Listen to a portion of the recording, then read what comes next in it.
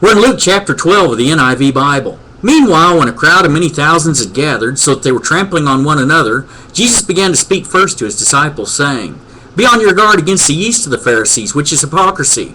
There is nothing concealed that will not be disclosed, or hidden that will not be made known. What you have said in the dark will be heard in the daylight, and what you have whispered in the ear in the inner rooms will be proclaimed from the roofs.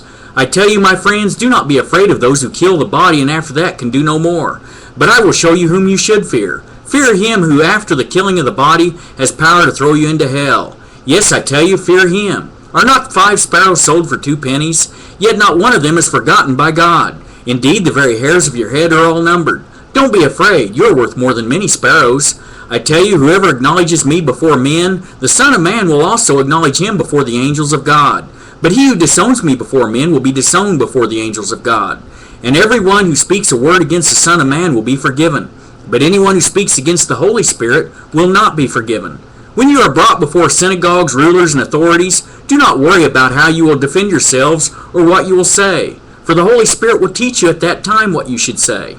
Someone in the crowd said to him, "Teacher, tell my brother to divide the inheritance with me." Jesus replied, "Man, who appointed me a judge or an arbiter between you?" Then he said to them, "Watch out, be on your guard against all kinds of greed. A man's life does not consist in the abundance of his possessions." And he told them this parable. The ground of a certain rich man produced a good crop. He thought to himself, "What shall I do? I have no place to store my crops." Then he said, "This is what I'll do. I'll tear down my barns and build bigger ones, and there I will store all my grain and my goods. And I'll say to myself, you have plenty of good things laid up for many years. Take life easy, eat, drink, and be merry." But God said to him, "You fool, this very night your life will be demanded from you. Then who will get what you have prepared for yourself? This is how it will be with anyone who stores up things for himself, but is not rich toward God." Then Jesus said to his disciples, "Therefore I tell you, do not worry about your life, what you will eat, or about your body, what you will wear. Life is more than food, and the body more than clothes. Consider the ravens. They do not sow or reap. They have no storeroom or barn, yet God feeds them. And how much more valuable you are than birds. Who of you, by worrying, can add a single hour to his life? Since you cannot do this very little thing, why do you worry about the rest? Consider how the lilies grow. They do not labor or spin. Yet I tell you, not even Solomon in all his splendor was dressed like one of these. If that is how God clothes the grass of the field, which is here today and tomorrow is thrown into the fire, how much more will he clothe you, O you of little faith? And do not set your heart on what you will eat or drink. Do not worry about it. For the pagan world runs after all such things, and your Father knows that you need them. But seek his kingdom, and these things will be given to you as well. Do not be afraid, little flock, for your Father has been pleased to give you the kingdom.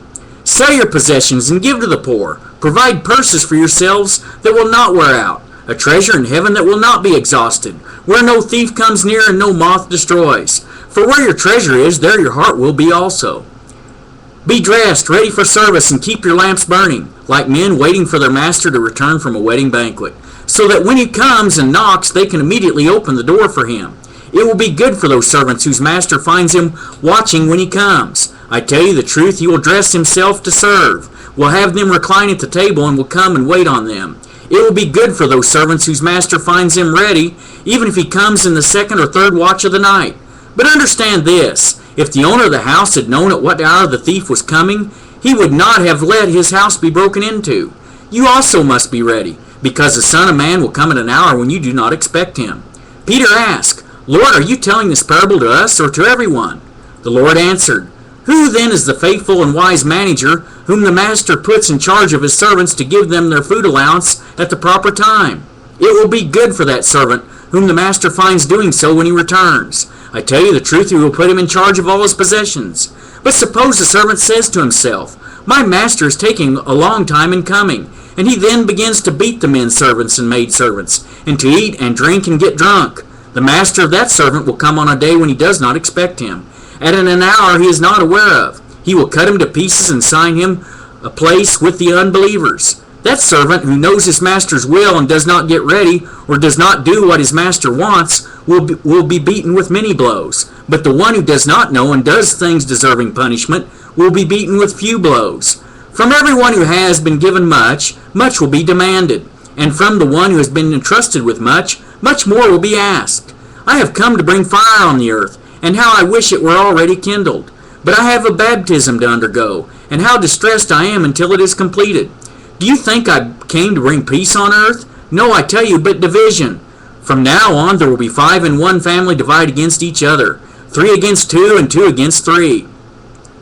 They will be divided, father against son, and son against father, mother against daughter, and daughter against mother, mother-in-law against daughter-in-law, and daughter-in-law against mother-in-law.